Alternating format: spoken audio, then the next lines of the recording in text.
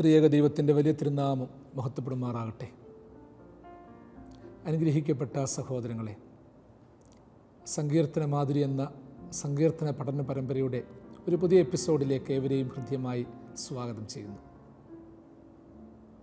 സൽകീർത്തനങ്ങളായ സങ്കീർത്തനങ്ങൾ കൂടുതലായി പഠിക്കുവാനും അതിലൂടെ ആത്മീകമായി വളരുവാനും ഭൗതിക ആത്മീകമായ ജ്ഞാനങ്ങൾ നേടുവാനുമുള്ള ഒരവസരമായി ഈ പഠനത്തെ നമുക്ക് മാറ്റിയെടുക്കാം. കഴിഞ്ഞ എപ്പിസോഡുകളിലായി സങ്കീർത്തനങ്ങളിലെ വിവിധ ഭാഗങ്ങളെപ്പറ്റി നമ്മൾ ചർച്ച ചെയ്തുകൊണ്ടിരിക്കുകയാണ്. പ്രത്യേകിച്ച് സങ്കീർത്തനങ്ങൾ എഴുതിയ കാലഘട്ടം, സങ്കീർത്തനകാരന്മാർ, സങ്കീർത്തനത്തിലെ പ്രത്യേകമായ പ്രയോഗങ്ങൾ, അതിലെ താളരാഗ ലയ സമ്മിശ്ര ഭാവങ്ങൾ, സങ്കീർത്തനത്തിലെ ആധ്യാത്മികതകൾ, ആത്മീകമായ വ്യാഖ്യാനങ്ങൾ, ഇതൊക്കെ കഴിഞ്ഞ എപ്പിസോഡുകളിലൊക്കെ നമ്മൾ നടത്തിക്കൊണ്ടിരിക്കുന്നു. 21-ാം സങ്കീർത്തനത്തിലേക്ക് നമ്മൾ പ്രവേശിക്കുകയാണ്. ഈ സങ്കീർത്തനം സങ്കീർത്തനക്കാരനായ ദാവീദ് തന്നെ എഴുതപ്പെട്ട ഒരു സങ്കീർത്തനമാണ്. അദ്ദേഹത്തിൻ്റെ പേരിൽ സമർപ്പിച്ചിരിക്കുന്ന ഒരു സങ്കീർത്തനമാണ്. 21-ാം സങ്കീർത്തനം നമ്മൾ ഇങ്ങനെ വായിക്കുന്നു: യഹോവേ, രാജാവ് നിൻ്റെ ബലത്തിൽ സന്തോഷിക്കുന്നു, നിൻ്റെ രക്ഷയിൽ അവൻ ഏറ്റവും ഉല്ലസിക്കുന്നു. അവൻ്റെ ഹൃദയത്തിലെ ആഗ്രഹം നീ അവന് നൽകിയിരിക്കുന്നു. അവൻ്റെ അധരങ്ങളുടെ യാചന നിഷേധിച്ചതുമില്ല. നന്മയുടെ അനുഗ്രഹങ്ങളാൽ നീ അവനെ എതിരേറ്റ് തങ്കക്കിരീടം അവൻ്റെ തലയിൽ വയ്ക്കുന്നു. അവൻ നിന്നോട് ജീവനെ അപേക്ഷിച്ചു, നീ അവന് കൊടുത്തു, എന്നേക്കുമുള്ള ദീർഘായുസിനെ തന്നെ. നിൻ്റെ രക്ഷയാൽ അവൻ്റെ മഹത്വം വലിയത്, മാനവും തേജസ്സും നീ അവനെ അണിയിച്ചിരിക്കുന്നു. നീ അവനെ എന്നേക്കും അനുഗ്രഹപൂർണനാക്കുന്നു. നിൻ്റെ സന്നിധിയിലെ സന്തോഷം കൊണ്ട് അവനെ ആനന്ദിപ്പിക്കുന്നു. 21-ാം സങ്കീർത്തനം 1 മുതൽ 6 വരെയുള്ള വാക്യങ്ങളാണ് ഈ ധ്യാനത്തിൻ്റെ ആദ്യ ഭാഗത്തിനായിട്ട് നിങ്ങളുടെ മുൻപാകെ ഞാൻ വായിച്ച് സമർപ്പിക്കുന്നത്. പ്രത്യേകിച്ച് നമ്മൾക്കൊക്കെ അറിയാം, സങ്കീർത്തനങ്ങൾ ഓരോ സമയത്ത് ഓരോ കോണ്ടസ്റ്റിൽ വായിക്കുന്ന സങ്കീർത്തനങ്ങളാണ്.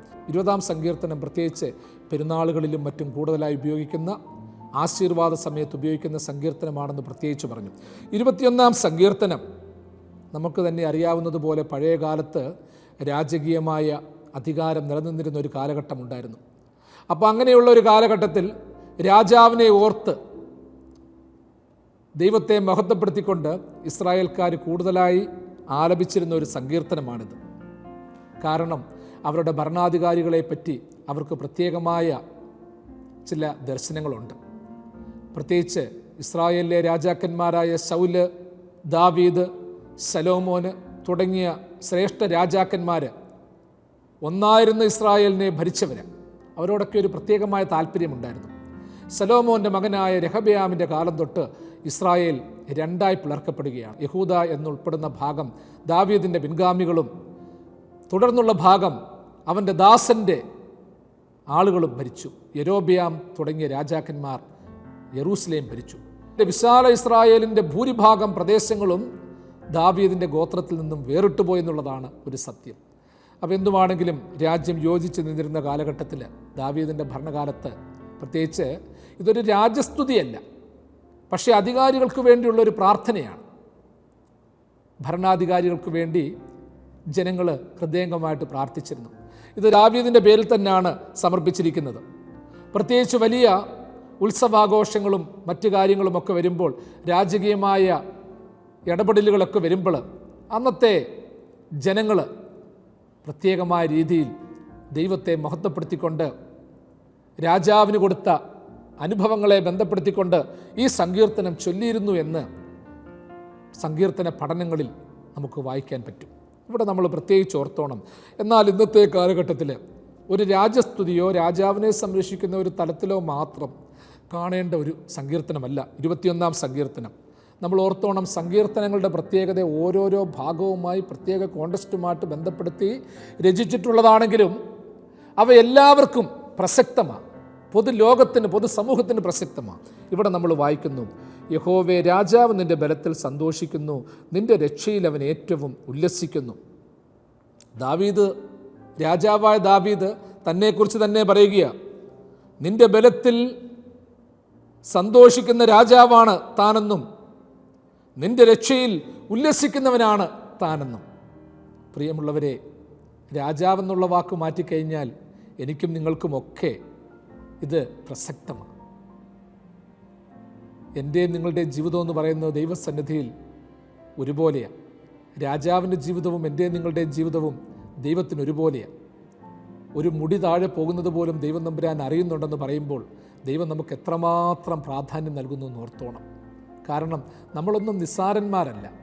ഒരുപക്ഷെ നമ്മൾ നിസ്സാരന്മാരെന്ന് പലരും നമ്മളെക്കുറിച്ച് പറഞ്ഞാലും നമ്മുടെ സ്വമാതാപിതാക്കൾ നമ്മളെ തിരിച്ചറിഞ്ഞില്ലേലും നമ്മൾക്ക് വില നൽകുന്ന ഒരു ദൈവമുണ്ട്, നമ്മളെ അംഗീകരിക്കുന്ന ഒരു ദൈവമുണ്ട്.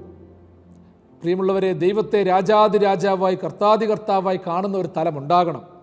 അന്ന് ഭൗതിക രാജാക്കന്മാർ ഇസ്രായേലിൽ ഉണ്ടായിരുന്നെങ്കിൽ, ജെറൂസലേമിൽ ഉണ്ടായിരുന്നെങ്കിൽ, നമ്മൾ കാത്തിരിക്കുന്നത് നിത്യരാജാവിന് വേണ്ടിയാണ്. ആ നിത്യരാജാവിനോട് ചേർന്നുകൊണ്ട് ദൈവത്തെ സ്തുതിക്കണം, മഹത്വപ്പെടുത്തണം. കർത്താവ് രാജാവായി നമ്മുടെ ഹൃദയത്തിൽ വാഴണം. രാജാതി രാജാവെന്നും കർത്താതി കർത്താവെന്നും അവനെക്കുറിച്ച് പറയുമ്പോൾ അത് നമ്മുടെ ജീവിതത്തിന് ഒരു ദർശനമായിട്ട് മാറണം. യഹോവേ, രാജാവ് നിൻ്റെ ബലത്തിൽ സന്തോഷിക്കുന്നു. ദൈവത്തിൻ്റെ ബലം കണ്ട് സന്തോഷിക്കുന്ന ഒരു രാജാവ്, ഒരു ഭരണാധികാരി നമുക്കൊക്കെ സന്തോഷമാണ്. ദൈവത്തിൻ്റെ ബലം കണ്ട് നമുക്കും സന്തോഷിക്കാനിടയാകണം. ദൈവത്തിൻ്റെ രക്ഷയിൽ ഉല്ലസിക്കുന്ന ഒരു അനുഭവം ഉണ്ടാകണം. അപ്പം ആദ്യത്തെ വാക്യത്തിൽ ദൈവത്തിൻ്റെ ബലത്തിലും ദൈവത്തിൻ്റെ രക്ഷയിലും സന്തോഷവും ഉല്ലാസവും കണ്ടെത്തുക. അപ്പം ദൈവത്തിൻ്റെ ബലത്തിൽ സന്തോഷിക്കുക എന്ന് വെച്ചാൽ ദൈവത്തിൻ്റെ ശക്തിയിൽ, ദൈവത്തിൻ്റെ അപ്രമാദിത്വത്തിൽ. നമ്മൾ ദൈവത്തെക്കുറിച്ച് പറയും, ദൈവം സർവശക്തനും സർവജ്ഞനും സർവ്വവ്യാപിയുമാണ്. Omnipresent and omniscient. ദൈവത്തെക്കുറിച്ച് പറയുന്ന 3 ആഡ്ജക്റ്റീവ്സാണ്. അപ്പോൾ ദൈവത്തിൻ്റെ ബലത്തിൽ നമ്മൾ സന്തോഷിക്കുകയാണ്, അവൻ്റെ രക്ഷയിൽ ഉല്ലസിക്കുക. വീണ്ടും പറയുന്നു, അവൻ്റെ ഹൃദയത്തിലെ ആഗ്രഹം നീ അവന് നൽകിയിരിക്കുന്നു, അധരങ്ങളുടെ യാചന നിഷേധിച്ചതുമില്ല. നന്മയുടെ അനുഗ്രഹങ്ങളാൽ നീ അവനെ എതിരേറ്റ് തങ്കക്കിരീടം അവൻ്റെ തലയിൽ വയ്ക്കുന്നു. ഹൃദ്യമായൊരു ആശീർവാദവും ഒരു അനുഗ്രഹവും ഒരു സാക്ഷ്യവും അത്. നന്മയുടെ അനുഗ്രഹങ്ങളാൽ നീ അവനെ എതിരേറ്റ് തങ്കക്കിരീടം അവൻ്റെ തലയിൽ വയ്ക്കുന്നു. രാജസ്തുതി എന്ന് തോന്നത്തക്ക രീതിയിലുള്ളതാണെങ്കിലും ഭക്തൻ ഹൃദ്യമായി പ്രാർത്ഥിക്കുക, ഒരു സ്വസാക്ഷ്യം കൂടി നടത്തുകയാണ്. തങ്കക്കിരീടം തലയിൽ വയ്ക്കുന്നു. അത് ദൈവം വയ്ക്കുന്നു എന്നാണ് പറയുന്നത്. ഒരു രാജാവിന് പാരമ്പര്യമായി അവകാശമായി കിട്ടുന്ന കിരീടമുണ്ട്, അധികാരത്തിൻ്റെ കിരീടമുണ്ട്, മഹത്വത്തിൻ്റെ കിരീടമുണ്ട്. അത് തലമുറകളിലേക്ക് കൈമാറ്റം ചെയ്യപ്പെടുന്നതാണ്. ആ കിരീടം രാജാവിൻ്റെ തലയിലേക്ക് എടുത്തു വയ്ക്കുന്നത് അവിടുത്തെ പ്രധാന പുരോഹിതനാണ്. ഒരു വലിയ സ്ഥാനമുണ്ട്. ഇവിടെ പറയുകയാണ്, നന്മയുടെ അനുഗ്രഹങ്ങളാൽ നീ അവനെ എതിരേറ്റ് തങ്കക്കിരീടം തലയിൽ വയ്ക്കുന്നു. നന്മയുടെ അനുഗ്രഹങ്ങൾ എന്ന് പറയുന്നത് ബ്ലെസ്സിങ്സ് ഓഫ് വെർച്യൂസ്, നന്മയുടെ അനുഗ്രഹങ്ങൾ. ഇന്ന് ലോകം അനുഗ്രഹങ്ങളുടെ പിന്നാലെ ഓടിക്കൊണ്ടിരിക്കുകയാണ്. അനുഗ്രഹം കിട്ടണം, എന്നെയും കൂടെ അനുഗ്രഹിക്കണം. പണ്ട് യേശാവ് പറഞ്ഞതുപോലെ, അപ്പാ എന്നെയും കൂടി അനുഗ്രഹിക്കണം. നിനക്കൊരു അനുഗ്രഹം മാത്രമേ ഉള്ളൂ. തനിക്ക് കിട്ടേണ്ട അനുഗ്രഹം സഹോദരൻ കളിപ്പിച്ചെടുത്ത് കഴിഞ്ഞപ്പോൾ യേശാവ് അവസാനം കരഞ്ഞുകൊണ്ട് പറഞ്ഞ കാര്യം ഇതാ, അപ്പാ എന്നെയും കൂടെ ഒന്ന് അനുഗ്രഹിച്ചാട്ടെ. ഇവിടെ പറയുകയാണ്, നന്മയുടെ അനുഗ്രഹങ്ങളാൽ നീ അവനെ എതിരേറ്റു, തങ്കക്കിരീടം അവൻ്റെ തലയിൽ വയ്ക്കുന്നു. നന്മയുടെ അനുഗ്രഹങ്ങളാൽ നമ്മളെ എതിരേറ്റ് തങ്കക്കിരീടം വയ്ക്കുന്ന ഒരു ദൈവത്തെ നമ്മൾ ധ്യാനിക്കണം. അതായത് രാജാവിൻ്റെ പാരമ്പര്യമായി കിട്ടുന്ന കിരീടങ്ങൾക്കപ്പുറമായ ഒരു കിരീടത്തെക്കുറിച്ച് പറയുകയാണ്, ഒരു തങ്കക്കിരീടം. ഇതൊരു സ്വർണ്ണക്കിരീടമോ ഭൗതികമായ തങ്കക്കിരീടമോ മാത്രമല്ല, നമ്മളുടെ വിശ്വാസമാണ് മഹത്വത്തിൻ്റെ കിരീടം ധരിപ്പിക്കുമെന്നുള്ളത്. അപ്പം മഹത്വത്തിൻ്റെ കിരീടം ധരിക്കുവാൻ പോകുന്ന നമ്മൾ ആ കിരീടത്തിന് വേണ്ടി പ്രതീക്ഷയോടെ കാത്തിരിക്കണം. ഈ ലോകത്തിലെ രാജാക്കന്മാരും അധികാരികളും ധരിക്കുന്ന തങ്കക്കിരീടങ്ങളെയും സ്വർണ്ണക്കിരീടങ്ങളെയും കണ്ട്, നമ്മളുടെ ചുറ്റുവട്ടത്തിലുള്ളവർ പ്രാപിച്ച ഭൗതിക അനുഗ്രഹങ്ങളെ കണ്ട് പരാതിപ്പെടാതെ നിരാശപ്പെട്ടു പോകാതെ ദൈവത്തിൻ്റെ പിന്നാലെ യാത്ര ചെയ്യുകയാണെങ്കിൽ ദൈവം നമ്മൾക്ക് നൽകുന്ന ഒരു വലിയ തങ്കക്കിരീടമുണ്ട്. ആ കിരീടം പ്രാപിക്കുവാനുള്ള ശക്തി ഈ ലോകത്തിൽ ജീവിക്കുമ്പോൾ നമ്മൾ പ്രാപിക്കണം.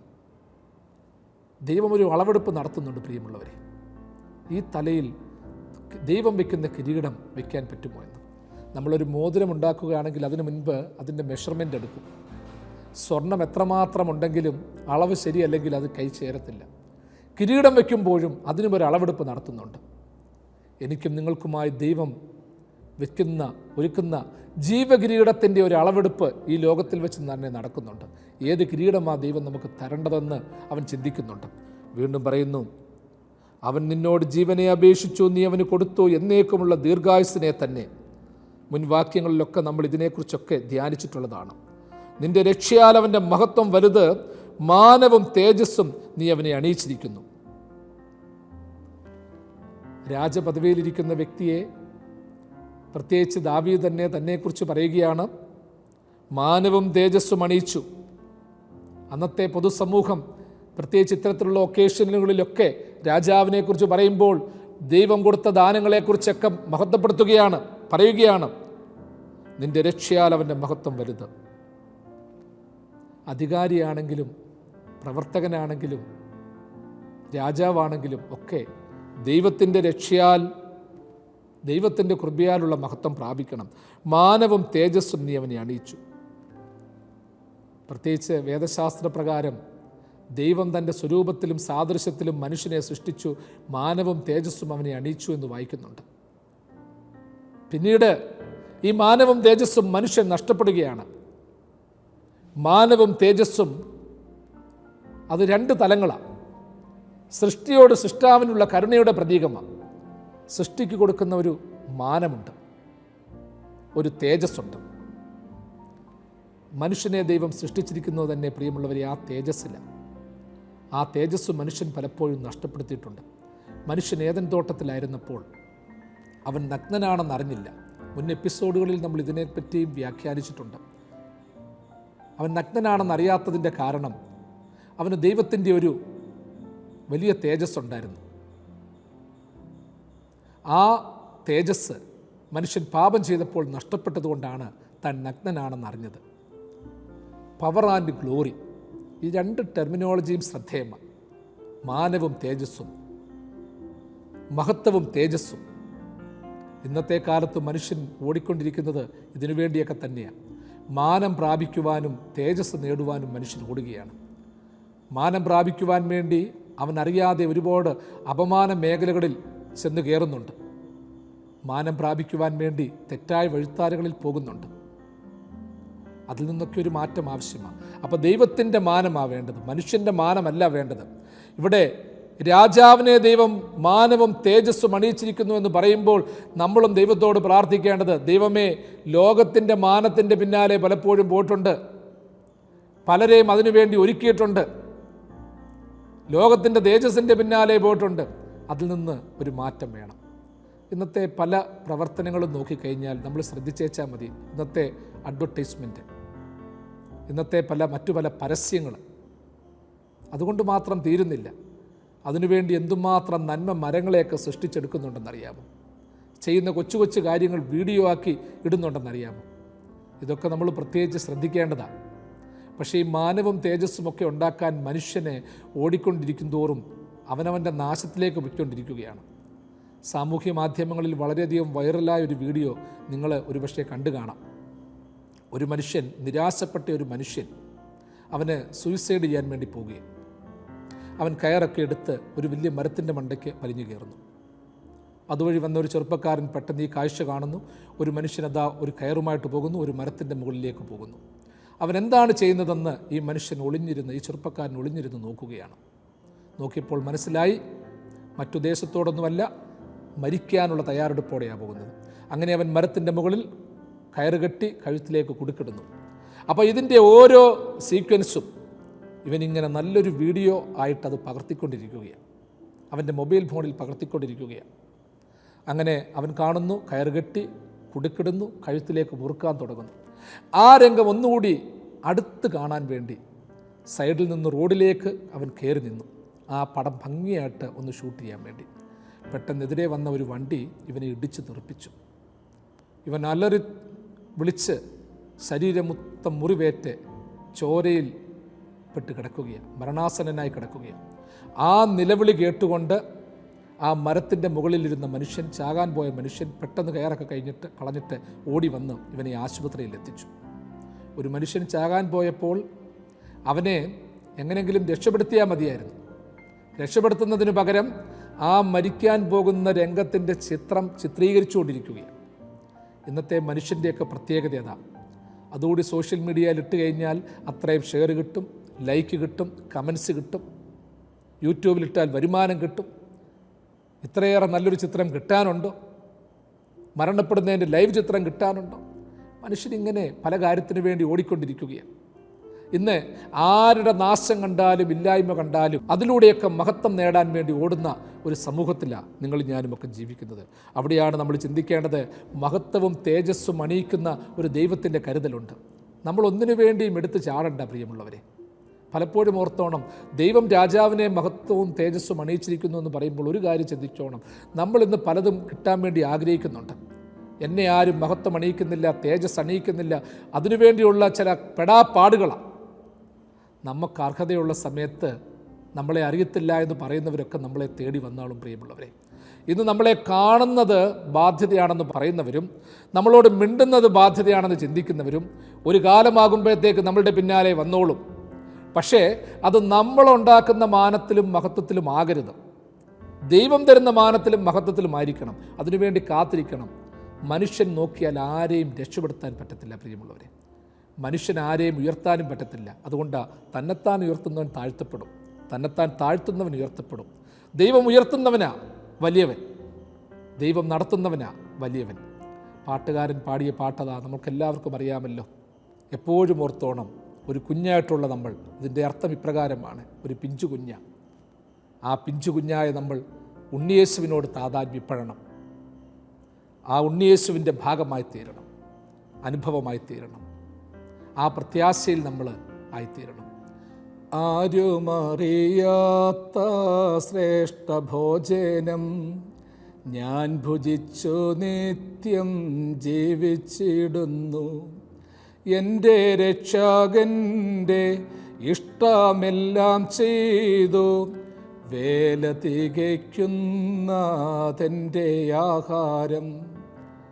എൻ ദൈവമേ, നിന്നിഷ്ടം ചെയ്യുവാൻ വന്നിടുന്നേ ഞാൻ ഇന്നു മോദമായി. എൻ്റെ ഇഷ്ടമൊന്നും വേണ്ട പ്രിയനെ, അങ്ങേ ഇഷ്ടം എന്നിൽ പൂർണ്ണമാക്കണേ.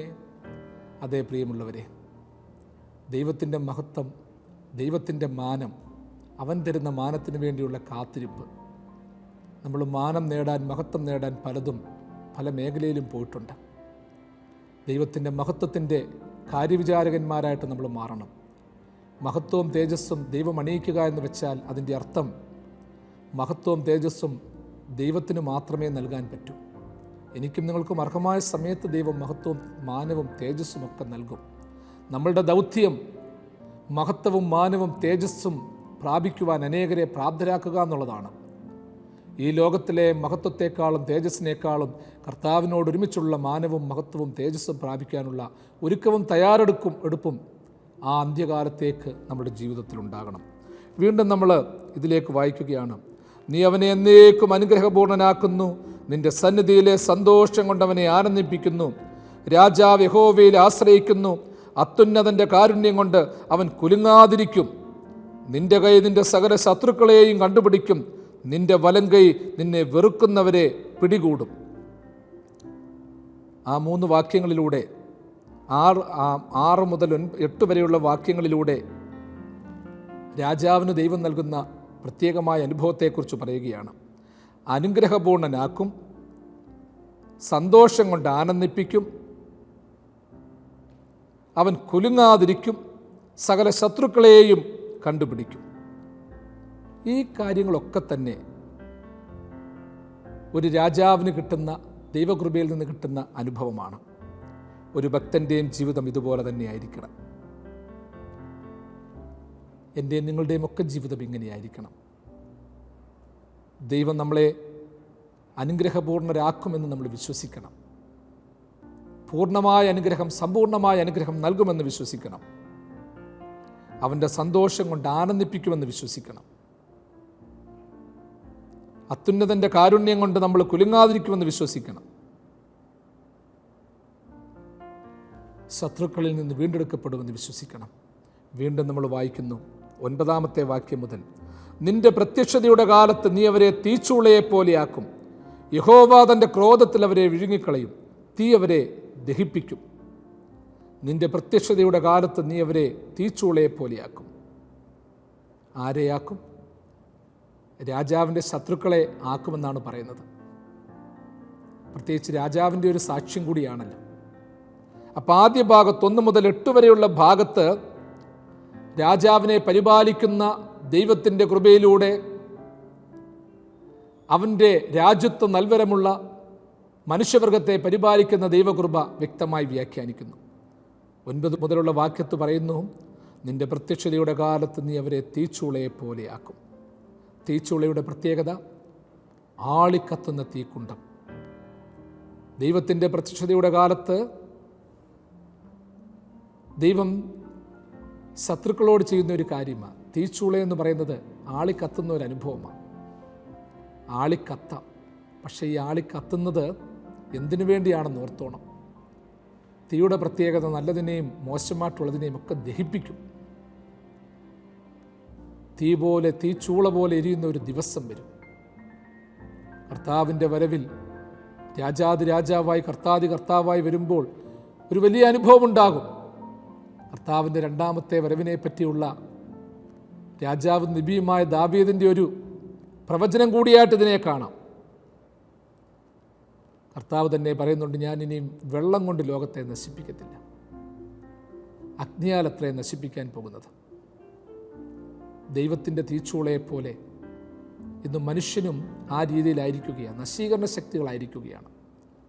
ഇന്ന് ദൈവത്തിൻ്റെ തീച്ചൂളയെക്കാളും മനുഷ്യൻ പേടിക്കേണ്ടത് മനുഷ്യൻ പരസ്പരം പോരടിക്കുന്ന അനുഭവമാണ്. മാരകായുധങ്ങൾ, ബോംബുകൾ, രാസായുധങ്ങൾ, ആണവായുധങ്ങൾ, ഹൈഡ്രജൻ ബോംബുകൾ എന്നു വേണ്ട ഓരോ നിമിഷവും സമൂഹത്തെ നശിപ്പിക്കുന്ന, തീച്ചൂള പോലെയാക്കുന്ന, ഒരു നിമിഷം കൊണ്ടില്ലാതെയാക്കുന്ന ആയുധങ്ങളുടെ ഒരു വലിയ കൂട്ടം ഇന്ന് വർദ്ധിച്ചുകൊണ്ടിരിക്കുകയാണ്. നമ്മൾ ദൈവസന്നിധിയിൽ ഹൃദ്യമായിട്ട് പ്രാർത്ഥിക്കാൻ പ്രിയമുള്ളവരെ. ഇന്ന് ആഗോളതാപനം കൂടിക്കൊണ്ടിരിക്കുകയാണ്. കാലാവസ്ഥ വ്യതിയാനങ്ങൾ കൂടിക്കൊണ്ടിരിക്കുകയാണ്. ചൂട് കൂടുന്നു, ഹ്യൂമിഡിറ്റി കൂടുന്നു. ഇതൊക്കെ ഒരു പ്രത്യേകമായ ഒരു സാമൂഹ്യ പ്രസക്തമായ കാര്യം കൂടിയാണ്. കർത്താവിൻ്റെ പ്രത്യക്ഷതയുടെ കാലത്ത് തീച്ചൂളയെ പോലെയാക്കുമെന്ന് പറഞ്ഞിട്ടുണ്ടെങ്കിൽ ഇന്ന് മനുഷ്യൻ അവൻ്റെ പ്രവൃത്തികൾ കൊണ്ട് ഈ ഭൂമിയെ ചുട്ടുകരിച്ച് കളയുന്ന ഒരു തലത്തിലേക്ക് എത്തിച്ചേരുകയാണ്. നീ അവരുടെ ഫലത്തെ ഭൂമിയിൽ നിന്നും അവരുടെ സന്തതിയെ മനുഷ്യപുത്രന്മാരുടെ ഇടയിൽ നിന്നും നശിപ്പിക്കും. അവർ നിനക്കെതിരായി ദോഷം വിചാരിച്ചു, തങ്ങളാൽ സാധിക്കാത്ത ഉപായം നിരൂപിച്ചു. നീ അവരെ പിന്തിരിയുമാറാക്കും, മുഖത്തിനു നേരെ അസ്ത്രം ഞാൺമേൽ തൊടുക്കും. വീണ്ടും ഒരു വലിയ സാക്ഷ്യം നടത്തുകയാണ്. അങ്ങനെയുള്ള ദുഷ്ടന്മാരുടെ ഫലത്തെ ഭൂമിയിൽ നിന്നും അവരുടെ സന്തതിയെ മനുഷ്യപുത്രന്മാരുടെ ഇടയിൽ നിന്നും നശിപ്പിക്കുമെന്ന് പറഞ്ഞുകൊണ്ട് തിന്മപ്രവൃത്തിക്കെതിരെ ശക്തമായൊരു ആഹ്വാനം നൽകുകയാണ്. മനുഷ്യപുത്രന്മാരുടെ ഇടയിൽ വഷളത്വം പ്രബലപ്പെടുമ്പോൾ ദുഷ്ടന്മാരെല്ലായിടവും സഞ്ചരിക്കും. ഈ ഭൂമിയെ നശിപ്പിക്കുന്ന, തലമുറകളെ നശിപ്പിക്കുന്ന ഒരുപാട് പ്രശ്നങ്ങൾ വളർന്നു വരുന്നുണ്ട്. രാഷ്ട്രീയത്തിലൂടെ, വർഗീയതയിലൂടെ, പരസ്പരം പോരടിക്കുന്നതിലൂടെ, ദൈവമില്ലായ്മയിലൂടെയൊക്കെ അത് വളർന്നു വരുന്നുണ്ട്. അങ്ങനെയുള്ള അനുഭവങ്ങളിൽ നിന്ന് ഒരു വിമോചനം വേണം. മറ്റുള്ളവർക്കെതിരെ ദോഷം വിചാരിക്കുന്ന, ഉപായം വിചാരിക്കുന്ന ഒരു സമൂഹത്തിൻ്റെ പ്രവർത്തനങ്ങൾ ഇന്ന് എല്ലാ മേഖലയിലുമുണ്ട്. അവരോടുള്ള ദൈവത്തിൻ്റെ പദ്ധതി എപ്രകാരമാണെന്ന് പറയുന്നു. അങ്ങനെയുള്ളവരുടെ നേരെ അസ്ത്രം ഞാണിന്മേൽ തൊടുക്കും. നമ്മളൊരു നിമിഷം ധ്യാനത്തോടു കൂടിയിരിക്കണം. സ്നേഹിക്കുന്ന ദൈവത്തിൻ്റെ കയ്യിലുള്ള അസ്ത്രത്തെക്കുറിച്ചും ചിന്തിക്കണം. പഴയ നിയമകാലഘട്ടത്തിൽ പ്രത്യേകിച്ച് യുദ്ധവീരനായ യഹോവയെക്കുറിച്ച് പറയുന്നുണ്ട്. പുതിയ നിയമത്തിൽ കരുണാമൂർത്തിയായ ദൈവത്തെക്കുറിച്ചും പറയുന്നുണ്ട്. ആ കരുണാമൂർത്തിയായ ദൈവത്തിൻ്റെ കൃപയ്ക്ക് വേണ്ടി നമുക്ക് പ്രാർത്ഥിക്കാം. യഹോവേ, നിൻ്റെ ശക്തിയിൽ ഉയർന്നിരിക്കണമേ, ഞങ്ങൾ പാടി നിൻ്റെ ബലത്തെ സ്തുതിക്കും. ദാവീദ് 21-ാം സങ്കീർത്തനത്തിൽ നമ്മൾ നേരത്തെ ആമുഖമായിട്ട് സൂചിപ്പിച്ചു, സ്പെഷ്യൽ ഒക്കേഷനുകളിൽ, പ്രത്യേകമായ സെറിമണികളിൽ രാജാവിൻ്റെ നന്മയ്ക്കു വേണ്ടി ഇസ്രായേൽ ജനം ദൈവത്തെ മഹത്വപ്പെടുത്തിക്കൊണ്ട് പാടിയ ഈ സങ്കീർത്തനം ഒരു രീതിയിൽ രാജാവിൻ്റെ ഗുണഗണങ്ങളുടെ വ്യാഖ്യാനമല്ല, മറിച്ച് രാജാവിനോട് ദൈവം ചെയ്ത നന്മകളുടെ വ്യാഖ്യാനമാണ്. ഞാനും നിങ്ങളും ഏത് പദവിയിലായിക്കൊള്ളട്ടെ, എവിടെ ആയിക്കൊള്ളട്ടെ, നമ്മളൊക്കെ എന്ത് ചെയ്തു കൂട്ടി എന്നുള്ളതല്ല, മറിച്ച് ദൈവം നമുക്ക് എന്ത് ചെയ്തു എന്നുള്ളതിനെക്കുറിച്ച് നമുക്ക് സാക്ഷിക്കാം. ദൈവം നിനക്ക് എന്ത് ചെയ്തു എന്നുള്ളതിനേക്കാൾ ഉപരി നീ ദൈവത്തിന് വേണ്ടി എന്ത് ചെയ്തു എന്ന് ചിന്തിക്കണം. വില്യം കേറി പറയുന്നത് പോലെ, attempt great things for God and expect great things from God. Expect great things from God. ദൈവത്തിന് വേണ്ടി വലിയ കാര്യങ്ങൾ ചെയ്തിട്ട് ദൈവത്തിൽ നിന്ന് വൻ കാര്യങ്ങൾ പ്രതീക്ഷിക്കണം. അതുകൊണ്ട് പ്രിയപ്പെട്ട സഹോദര, നീ ഒരു ഡോക്ടറോ എഞ്ചിനീയറോ കളക്ടറോ ഒരു വീട്ടമ്മയോ അധ്യാപകനോ കൂലിപ്പണിക്കാരനോ ആരെങ്കിലും ആയിക്കൊള്ളട്ടെ, നീയും സാക്ഷിക്കണം. നമുക്ക് ഒരുമിച്ച് സാക്ഷിക്കാം. ദൈവം ഇത്രത്തോളം നമ്മളെ കരുതി, വേണ്ടതൊക്കെ നൽകി, എതിരികളുടെ മുൻപിൽ നമ്മളെ പിടിച്ചു നിൽക്കുമാറാക്കി, എല്ലാവരും ഉപേക്ഷിച്ചപ്പോഴും നമ്മളെ നെഞ്ചോട് ചേർത്തു, രോഗം വന്നപ്പോഴും നമ്മളെ കരുതി, പീഡകൾ വന്നപ്പോൾ നമ്മളെ കരുതി. ആയതുകൊണ്ട് ആ ദൈവത്തിൻ്റെ ശക്തിയിൽ ഉയർന്നിരിക്കുവാനിടയാകണം. മറ്റാരിലും നമ്മൾക്ക് അഭിമാനിക്കാനൊന്നുമില്ല. നമുക്ക് ചേർന്ന് പാടാം. എല്ലാം നന്മയ്ക്കായി സ്വർഗതാതൻ ചെയ്തിടുന്നു.